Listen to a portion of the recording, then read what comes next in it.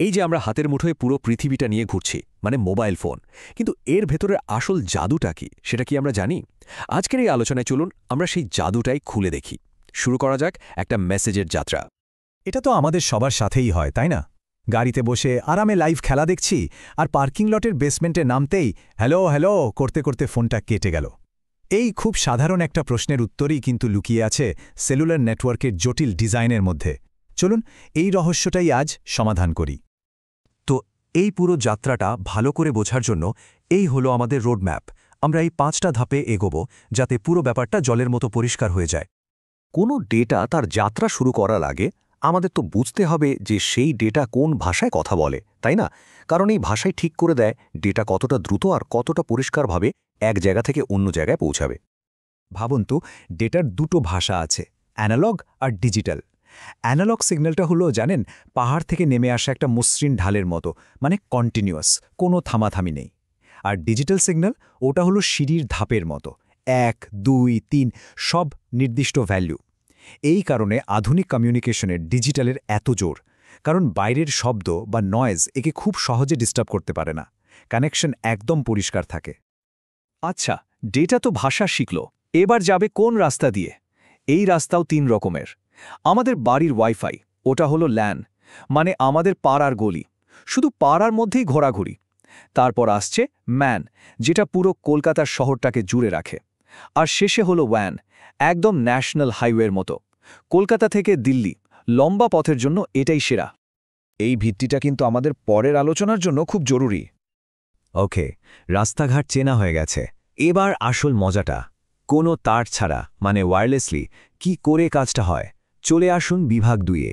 এখানেই সেলুলার প্রযুক্তির আসল জাদুটা শুরু হচ্ছে।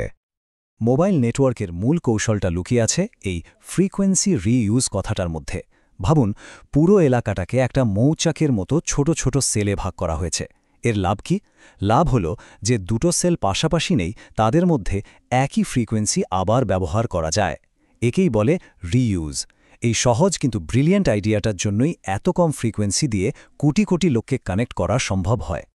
কিন্তু যদি কোনো এলাকার ইউজারের চাপ খুব বেড়ে যায়, তখন কি হবে?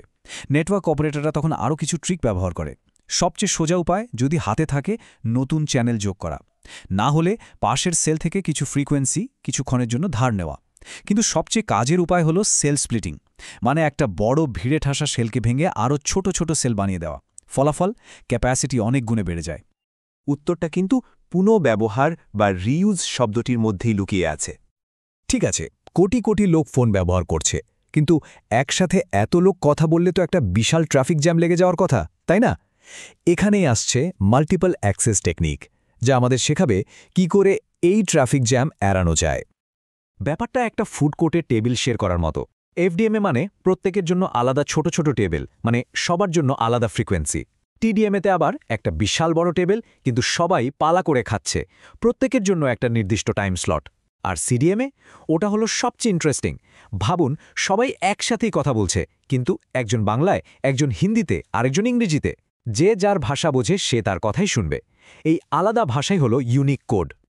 উত্তরটা কিন্তু ওই বিভিন্ন ভাষা বা ইউনিক কোডের ধারণার মধ্যেই লুকিয়ে আছে। আমরা এবার যাত্রার আরেকটা ধাপে এসে গেছি। আমরা যখন বাড়ি থেকে দূরে অন্য কোনো শহরে যাই, তখনও তো ফোন চলতে থাকে, তাই না? এই কাজটা করে মোবাইল আইপি, যেটা আমাদের ফোনের জন্য একটা গ্লোবাল পাসপোর্টের মতো কাজ করে। এই পাসপোর্ট সিস্টেমটা বুঝতে গেলে 3টে চরিত্রকে চিনে রাখতে হবে।